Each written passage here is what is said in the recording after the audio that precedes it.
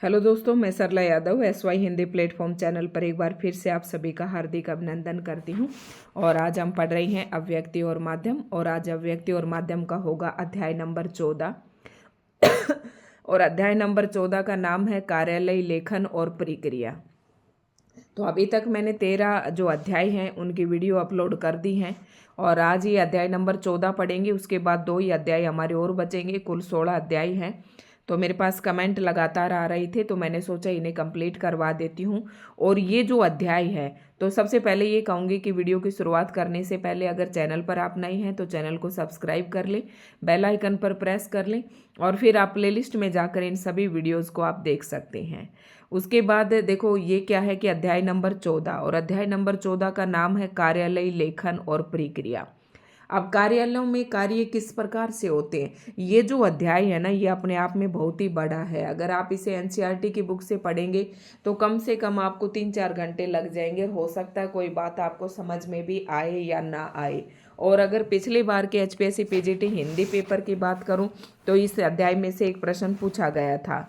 अब मैं उसी परीक्षा को मद्देनज़र रखते हुए आपको इम्पोर्टेंट पॉइंट्स बताऊंगी। वैसे आपकी मर्जी है, मैं किसी को भी मना नहीं करती, आप बिल्कुल पढ़िए, NCERT के लाइन टू लाइन पढ़िए, कुछ मत छोड़िएगा, क्योंकि सिलेक्शन का सवाल है। अब क्या है कि औपचार इसमें क्या जो पिछली बार कौन सा प्रश्न पूछा गया था ये मैं आपको बता देती हूँ सबसे पहले। तो इसमें ना क्या है, इस अध्याय को अगर आप मैं अपनी सलाह दूं तो बता रही हूँ, अदरवाइज आपकी मर्जी, आप जैसे भी पढ़ें। इसमें कौन कौन से हेडिंग दिए गए हैं, मतलब टॉपिक दिए गए हैं कि औपचारिक पत्र क्या होते हैं, अनौपचारिक पत्र क्या होते हैं, वो कैसे लिखे जाते हैं, टिप्पणी क्या होती है, आनुषंगिक टिप्पणी क्या होती है, कार्यसूची क्या होती है, सब कार्य वृत्त क्या होता है, प्रेस विज्ञप्ति क्या होती है। इस तरीके के 8-10 टॉपिक हैं। तो आपको सभी टॉपिक की परिभाषा जरूर करनी है, और परिभाषा का मतलब है कि आपको उनका कंसेप्ट समझना है कि ये है क्या वास्तव में। अगर इन चीज़ों का आपको पता है तो फिर आप आसानी से जो है इनके प्रश्नों के जवाब दे देंगे।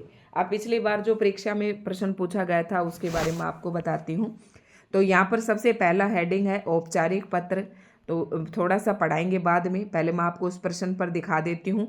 क्योंकि मैं जब HPSC PGT हिंदी का पिछली बार पेपर देने गई तो सच बता रही हूँ, ये नोट्स मैंने 1 साल पहले लिख लिए थे। क्योंकि वो जो पिछली भर्ती थी वो काफ़ी लंबे समय तक प्रोसेस में रही थी। उसके बाद फिर मैंने ये काफ़ी 1 साल पहले लिख लिए थे, और फिर पेपर जो है अगले साल जाकर, वो कौन से महीने में था अब तो मुझे ध्यान नहीं है, मतलब 8-7 महीने बाद हुआ था वो एग्ज़ाम। सितंबर में था शायद, 9 सितंबर या 9 सितंबर का स्क्रीनिंग था। लेकिन जब मैंने ये नोट्स बनाए थे तो दिसंबर में बनाए थे मैंने। तो आप देखो 7-8 महीने पहले मैंने ये नोट्स बना लिए थे, NCERT की एक एक पंक्ति मैंने पढ़ ली थी। और फिर मैं जब एग्ज़ाम देने गई तो मैंने रिवाइज़ नहीं किया, क्योंकि मैंने नहीं किया, मेरा इंटरेस्ट इसमें नहीं था कि मुझे नहीं जाना, क्योंकि सर्दी का टाइम था एक तो, बाद में रिटर्न जब हुआ और मेरे उसमें कोई रुचि नहीं थी। लेकिन फिर भी फॉर्म भर दिए थे, एक मन कह रहा था चलो पेपर देने चलते ही हैं। फिर भी मैं एग्ज़ाम देने चल गई। लेकिन सच बताऊं 7 तारीख का ही शायद एग्ज़ाम था, और उस समय 31 जुलाई को शायद वो थी 31 या 30 अगस्त की रक्षाबंधन थी। और फिर हम 2-3 तारीख तक तो मैं खाटू श्याम जी को घूम रही थी। तो मैंने बिल्कुल भी ना इनको रिवाइज नहीं किया था। उसके पीछे का कारण जानना आप। और जब मैं एग्ज़ाम देकर आई फिर मेरे ये क्वेश्चन गलत हुआ, ये क्वेश्चन मैं गलत करके आई, बाकी मेरे सारे क्वेश्चन सही थे। रिवीजन 8 महीने तक रिवीजन नहीं किया था, परंतु मैंने NCERT की एक एक लाइन से मैंने कई बार, मतलब क्लासेस जब मैं लेती थी 11th-12th की, तो वहाँ पर भी मैंने पढ़ा रखे थे। फिर मैंने आके देखा कि अरे सीधे तौर पर मेरी कॉपी में 10 पेजों में ये सारे 16 अध्याय लिखे हुए हैं। तो वही नोट्स मैं आपको पढ़ा रही हूँ। तो मैंने सोचा कि यार मैं एक बार रिवीजन कर जाती तो मेरा सही हो जाता, मतलब पेपर देने के बाद तो ऐसा लगता ही है। तो फिर लेकिन फिर भी सिलेक्शन इसमें हो गया था, स्क्रीनिंग एग्जाम क्वालिफाई हुआ, सब्जेक्टिव भी हुआ, इंटरव्यू भी दिया। तो फिर ये सारा, फिर मैंने ये टिक लगाए थे वहाँ से कि मेरे नोट्स में से अदर मतलब ऐसे ऊपर ऊपर रखे हुए प्रश्न आए हैं, और ये प्रश्न मेरा गलत हुआ था। तो आप भी इसे ध्यान से देख लेना। तो मैं इसको देखते हुए कहती हूँ, उसमें पूछा था कि टिप्पणी का उद्देश्य क्या होता है। टिप्पणी का प्रमुख उद्देश्य क्या होता है, तो चारों ऑप्शन बहुत ही मिलते जुलते थे। उसमें था मामलों को नियमानुसार निपटाना, तो ये आपको ध्यान रखना है। और देखो मैंने नोट्स में बिल्कुल इसी बात को ऐसे ही लिख रखा है, और मैंने एक एक प्रश्न आपको बताया कि कैसे एचपीएससी ने पूछे थे। तो अब भी मैं उसी प्रकार से इस चैप्टर को पढ़ाते हुए चलूंगी। जब आपका सब्जेक्टिव पेपर होगा तो आप एक बार मेरे से फिर कह देना, मैं फिर से जो है वीडियोस बना दूंगी सब्जेक्टिव के तरीके से। अब इसमें औपचारिक पत्र पे चलते हैं। दो तरीके के पत्र होते हैं, क्योंकि कार्यालयों में जो भी काम होता है ना वो पत्रों के माध्यम से होता है। कार्यालय का मतलब होता है ऑफिस। अब वो ऑफिस जो सरकारी हो चाहे प्राइवेट हो, अर्ध सरकारी हो गैर सरकारी हो, ठीक है, तो सभी निजी कार्यालय हो चाहे सरकारी कार्यालय हो चाहे अर्ध सरकारी, सभी में जो कार्य होता है वो पत्रों के माध्यम से होता है। तो औपचारिक पत्र वो होते हैं, औपचारिक जो भी सरकारी पत्र होते हैं ना वो औपचारिक पत्रों की श्रेणी में आते हैं। मतलब जो एक ऑफिस से एक कार्यालय से दूसरे कार्यालय को भेजे जाते हैं तो वो औपचारिक पत्र कहलाते हैं। अनौपचारिक पत्र वो होते हैं जो हम अपने सगे संबंधियों रिश्तेदारों को जो लिखते हैं, वो सारे अनौपचारिक पत्र कहलाते हैं। तो थोड़ा ना इनकी परिभाषा आपको पता होना चाहिए। अगर ये चीज़ आपको पता है तो आप आंसर को बिल्कुल टिक कर देंगे। अब थोड़ा सा जल्दी जल्दी पढ़ेंगे। अब औपचारिक पत्र शायद सभी को लिखना आता है कि बाई साइड लिखना है या दाई साइड लिखना है, सभी को पता है ये बातें। फिर भी एक बार थोड़ा सा पढ़ लेते हैं। सरकारी पत्र औपचारिक पत्र श्रेणी में आते हैं, ये आपको ध्यान रखना है। एक तो ये प्रश्न बन सकता है यहाँ से। प्राय ये पत्र एक कार्यालय विभाग या मंत्रालय से दूसरे कार्यालय विभाग या मंत्रालय को लिखे जाते हैं। पॉइंट नंबर 2, पत्र के शीर्ष पर कार्यालय विभाग का नाम व पता लिखा जाता है। ठीक है, तो पत्र के शीर्ष पर लिखा जाता है, जैसे कि मैंने यहाँ पर बना रखा है। यहाँ पर शीर्ष पर मतलब यहाँ पर हम कार्यालय का पता लिखेंगे, और ये है यहाँ पर दाईं तरफ हम ये जो लिखेंगे दिनांक लिखेंगे, और बाईं तरफ क्या लिखा जाता है, फाइल संख्या। फिर यहाँ पर संबोधन लिखेंगे, फिर जिसको भी हम पत्र लिख रहे हैं उसका एड्रेस लिखेंगे, ठीक है, और उसको संबोधन करेंगे, फिर विषय लिखेंगे, फिर महोदय लिखेंगे। ठीक है, तो ये सारे आप पहले ये देख लें कि ये लेफ़्ट साइड आ रहे हैं। जहाँ से मैं वीडियो बना रही हूँ ये मेरी लेफ़्ट साइड है और ये राइट साइड है। ठीक है, हो सकता है आप जब पेपर मतलब वीडियो को देखें तो आपको दूसरी साइड दिखाई दे। अब ये सीधा सीधा पढ़ते जाते हैं कि सबसे शीर्ष पर क्या लिखा जाता है, कार्यालय या विभाग का पता लिखा जाता है। पत्र की बाईं तरफ फाइल संख्या, महोदय और प्रेषक का नाम, पता व तारीख दी जाती है। जिसे पत्र लिखा जा रहा है उसका पता भी बाईं तरफ लिखा जाता है। सारी चीज बाईं तरफ आएंगे। पत्र की भाषा सरल एवं सहज होनी चाहिए, क्लिष्ट शब्दों से बचना चाहिए। मतलब जो बहुत ज़्यादा टफ शब्द होते हैं उनसे बचना चाहिए। पत्र के शीर्ष पर कार्यालय विभाग या मंत्रालय का नाम व पता होना चाहिए। अब जैसे ही मैंने आपको ये फॉर्मेट दिखाया तो आपको ये सारी बातें समझ में आ गई होंगी। ठीक है, यही बातें लिख रखी हैं जो मैंने आपको बोलकर बता दी। सेवा में का जो प्रयोग है धीरे धीरे कम हो रहा है। विषय के बाईं तरफ महोदय संबोधन लिखा जाता है, जैसे मैंने अभी आपको बताया कि बाईं तरफ ही विषय लिखा जाता है, बाईं तरफ ही महोदय का संबोधन के लिए महोदय लिखा जाता है, बाईं तरफ ही सेवा में लिखा जाता है, बाईं तरफ ही फाइल संख्या आती है। और महानिदेशक यानी उसका अधिकारी का जो संबोधन है वो भी यहीं पर लिखा जाएगा। पत्र के बाईं तरफ ये ना फाइल संख्या, महोदय और प्रेषक जिसको आप भेज रहे हैं उसका पता व तारीख भी दी जाती है। ठीक है, फिर विषय के बाईं तरफ महोदय संबोधन लिखा जाता है। पत्र के अंत में भवदीय शब्द का प्रयोग अधोलेख के रूप में होता है। भवदीय के नीचे पत्र भेजने वाले के हस्ताक्षर होते हैं। ध्यान से देख लेना, ये प्रश्न पूछ सकते हैं। मैंने ये चैप्टर पढ़ने पर और नोट्स बनाने में बहुत ही मेहनत की थी। तो ये भवदीय लिखने के बाद जो पत्र लिख रहा है उसका नाम लिखा राकेश, और फिर यहाँ पर भी ये राकेश लिखा और उसका विभाग भी लिखा कि निदेशक है। ठीक है, ये आप देख रहे होंगे। भवदीय शब्द का प्रयोग अधोलेख के रूप में होता है। भवदीय के नीचे पत्र भेजने वाले के हस्ताक्षर होते हैं, और हस्ताक्षर के नीचे ब्रैकेट में उसका पत्र लिखने वाले का नाम मुद्रित होता है। सबसे पहले भवदीय, फिर हस्ताक्षर, और फिर ब्रैकेट में कोष्ठक में उसका पूरा नाम। ब्रैकेट को क्या कहते हैं, कोष्ठक कहते हैं। और नीचे पदनाम भी लिखा जाता है। जैसे देखिए यहाँ पर भवदीय लिखा, फिर ये उसके हस्ताक्षर हैं, फिर ये पूरा नाम कोष्टक में लिखा है और फिर ये उसका ओधा भी लिखा हुआ है, पद नाम भी, यानी कि किस पद पर है वो भेजने वाला, तो पद नाम लिख रखा है। अब आप ये समझ गए होंगे, मैंने पूरा फॉर्मेट आपको यहाँ पर दिखा दिया है। उसके बाद आता है अगला, मुख्य टिप्पणी नोटिंग क्या होता है। अन्य पुरुष में लिखी जाती है, ये ध्यान रखना, जो टिप्पणी होती है वो हमेशा अन्य पुरुष, जिसे आप थर्ड पर्सन कहते हैं, first person, second person and third person. First person कौन होता है? प्रथम पुरुष बोलने वाला, द्वितीय पुरुष सुनने वाला, और अन्य पुरुष जिसकी हम बात कह रहे हैं। तो टिप्पणी जो होती है हमेशा अन्य पुरुष में लिखी जाती हैं, ठीक है। किसी भी विचाराधीन पत्र तथा प्रकरण से निपटने के लिए उस पर जो राय, मंतव्य, आदेश अथवा निर्देश दिया जाता है वह टिप्पणी कहलाती है। वह क्या कहलाती है? आप देखो यहाँ पर टिप्पणी यही पूछा था पेपर में, ध्यान से देखना। वो अब मैंने क्या किया, मैंने ये प्रश्न तो ढंग से पढ़ा नहीं।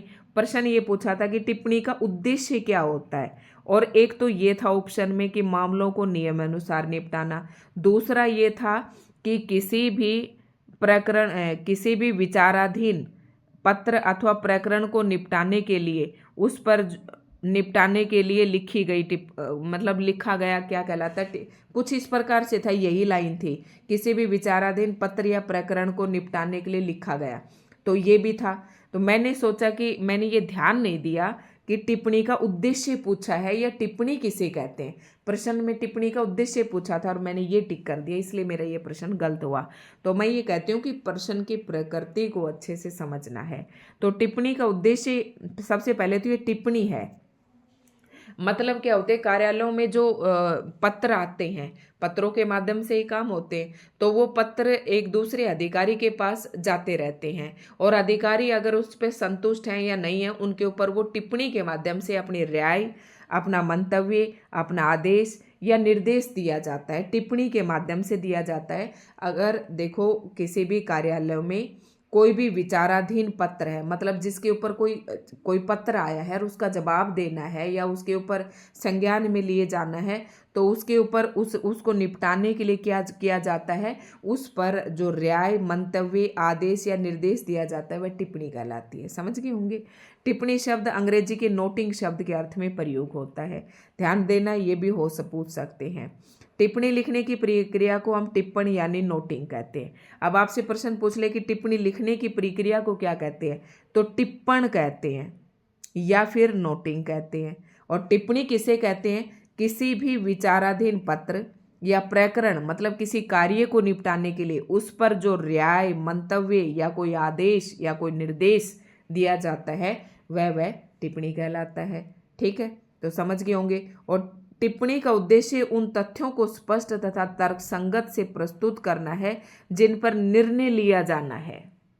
टिप्पणी क्या करती है कि जो भी अधिकारी उस बात के ऊपर जो निर्णय लेगा उसको, देखो ध्यान से समझना, टिप्पणी का उद्देश्य उन तथ्यों को स्पष्ट तथा तर्कसंगत से प्रस्तुत करना है जिन पर निर्णय लिया जाना है। ठीक है, और साथ ही उन बातों की ओर भी संकेत करना है जिनके आधार पर उक्त निर्णय संभवतः लिया जा सकता है।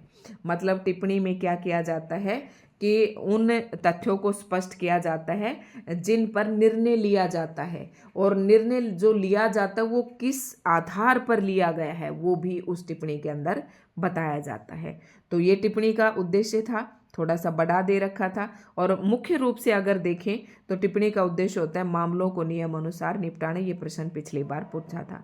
अब आपसे पूछ ले टिप्पणी कितने प्रकार की होती है? 2 प्रकार की, एक तो सहायक स्तर पर लिखी जाती है और एक अधिकारी स्तर पर लिखी जाती है। अब आपसे पूछ ले कि टिप्पणी कितने प्रकार की होती है? टिप्पण 2 प्रकार का होता है। एक जो सहायक अधिकारी होता है, मतलब एक मेन अधिकारी से नीचे का जो अधिकारी होता है उसे सहायक अधिकारी कहते हैं, और एक प्रमुख अधिकारी होता है।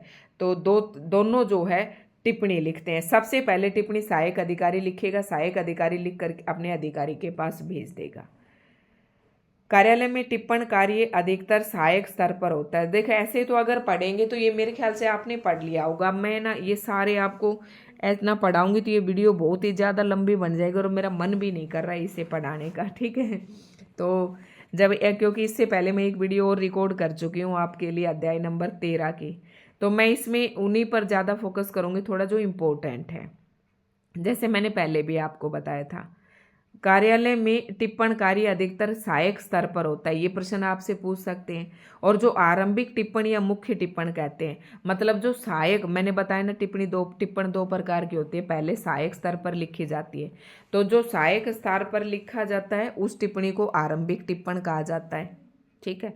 और विचाराधीन मामले का संक्षिप्त विवरण देते हुए उसका विवेचन करता है सहायक अधिकारी। ठीक है। इस प्रकार के टिप्पण में सबसे पहले भूत, आप मैंने नोट्स इतनी इजी तरीके से बना रखे हैं कि आपको ना बिल्कुल समझ में आ जाएगा, इसे समझाने की जरूरत ही नहीं है।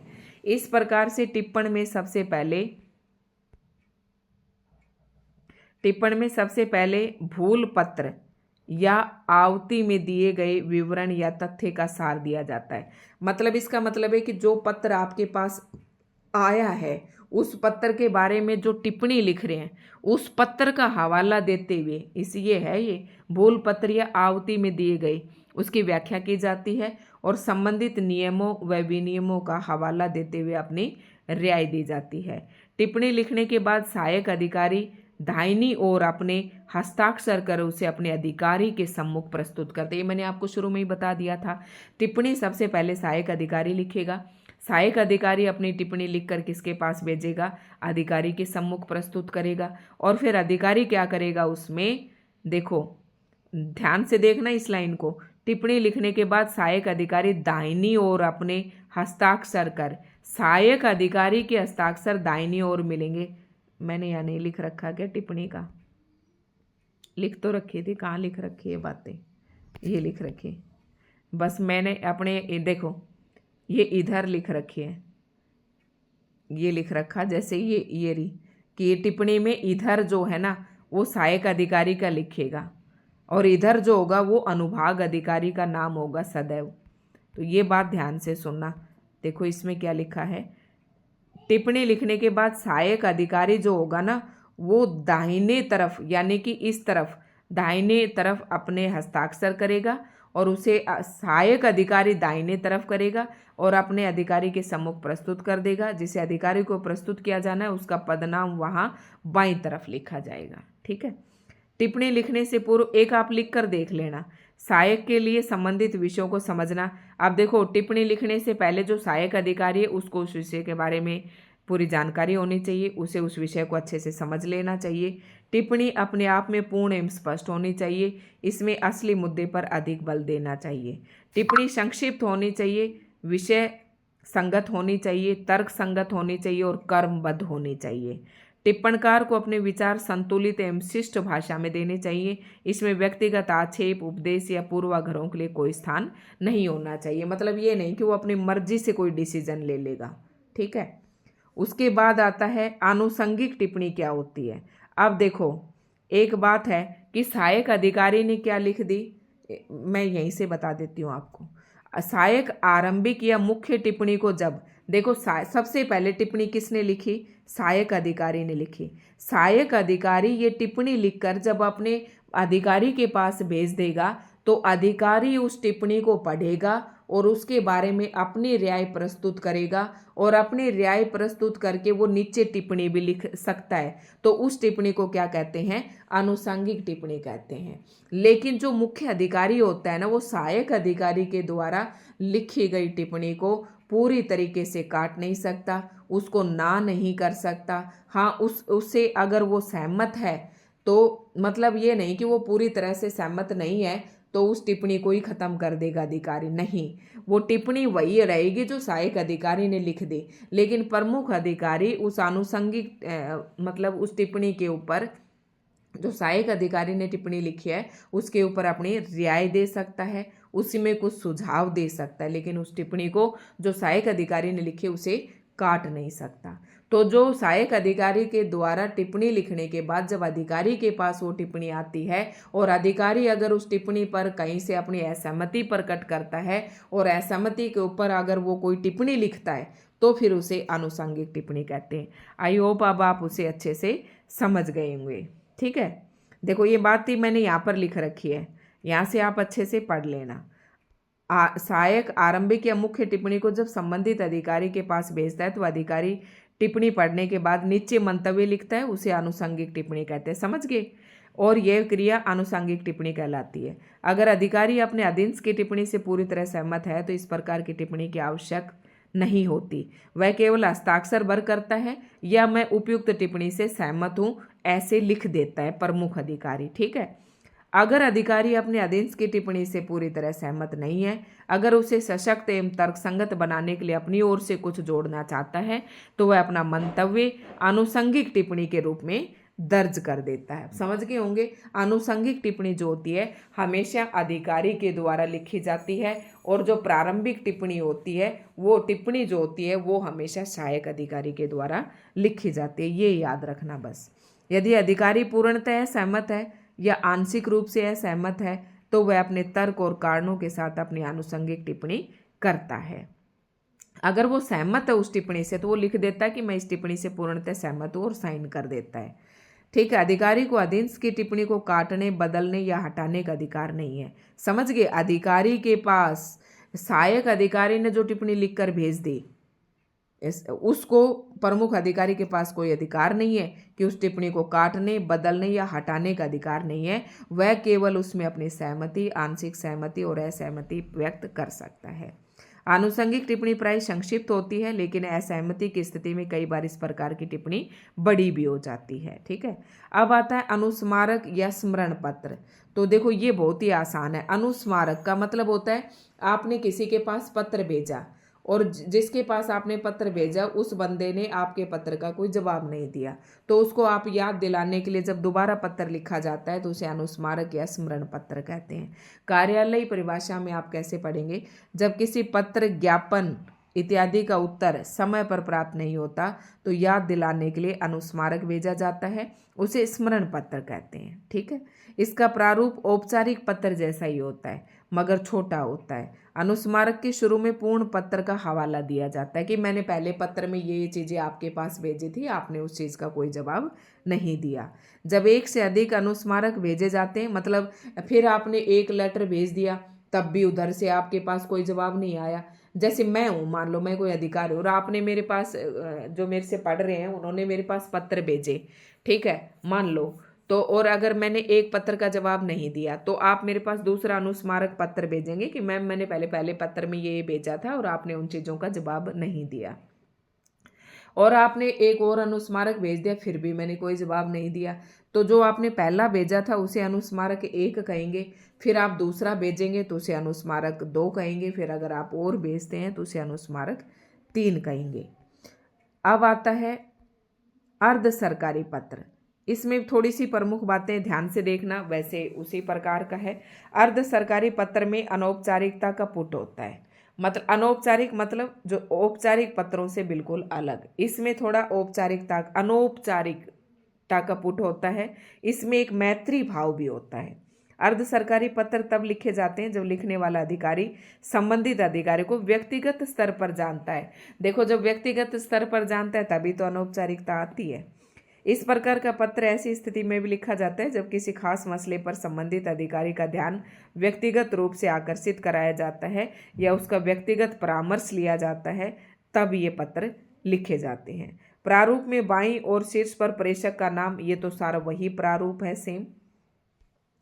शीर्ष पर प्रेषक का नाम होता है, उसके नीचे उसका पदनाम होता है। अर्ध सरकारी पत्र के लिए अमूमन कार्यालय के लेटर हेड का प्रयोग होता है और पत्र के आरंभ में महोदय न लिखकर, क्योंकि ये अनौपचारिक पत्र की श्रेणी में आ गया ना, तो इसमें महोदय नहीं लिखेंगे, प्रिय श्री या प्रियवर या प्रिय मित्र इस प्रकार के शब्दों का प्रयोग करेंगे। और पत्र के अंत में भवदीय न लिखकर क्या लिखेंगे? आपका, आपका, आपका प्रिय मित्र या आपका दोस्त, जो भी लिखेंगे आपका का प्रयोग किया जाता है भवदीय के स्थान पर।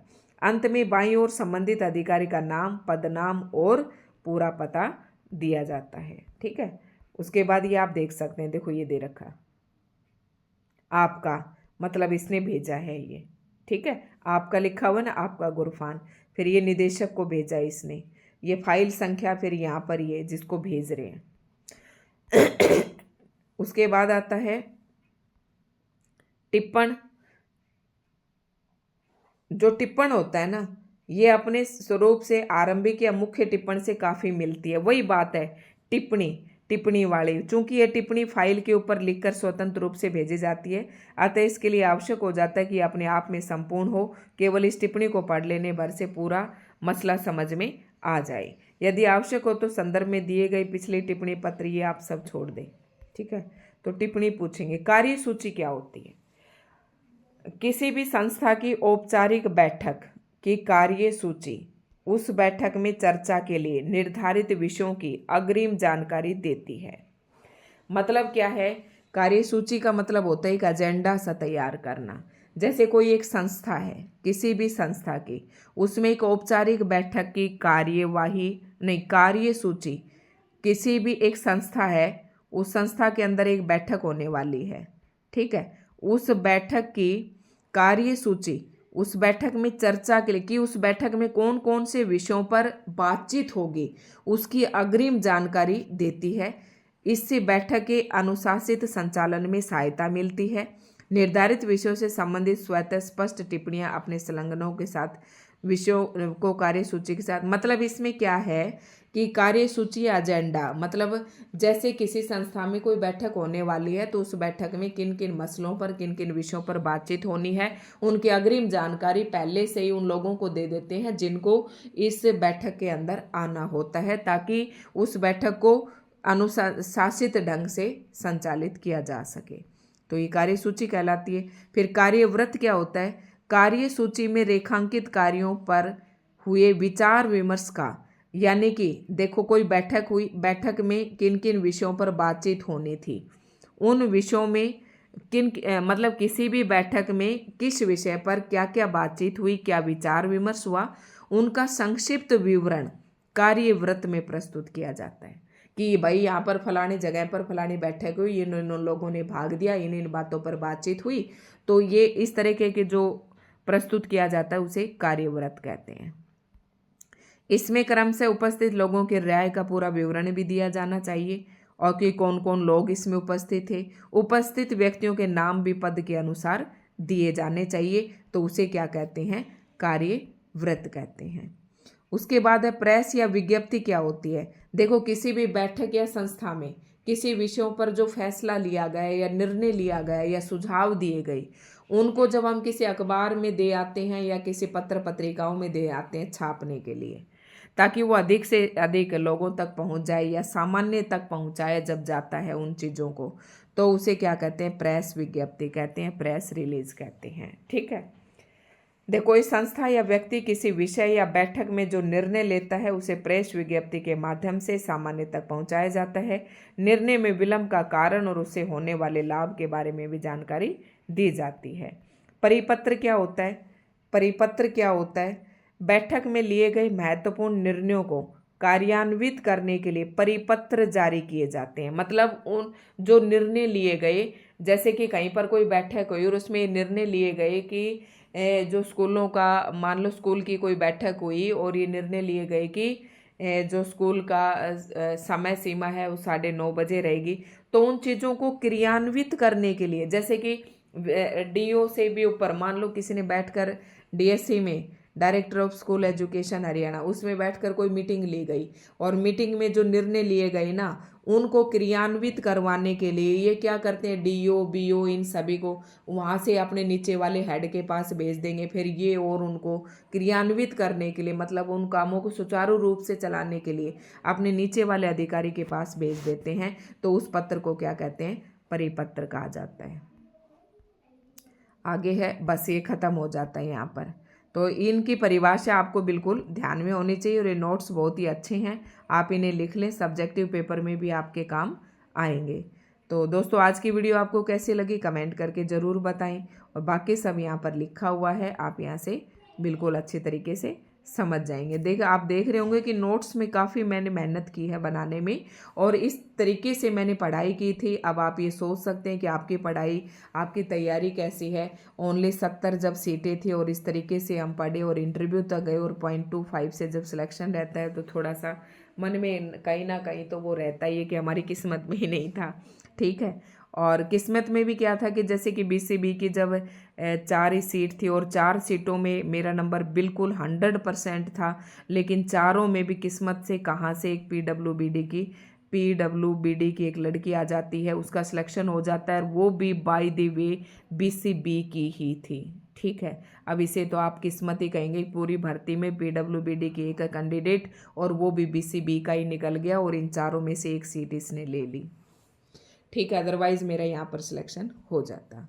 तो 5वें नंबर पर मैं रह गई और मैंने तो इन चारों में अपना पक्का मान रखा था, क्योंकि मुझे नहीं पता था कि ये लड़की भी इधर आएगी।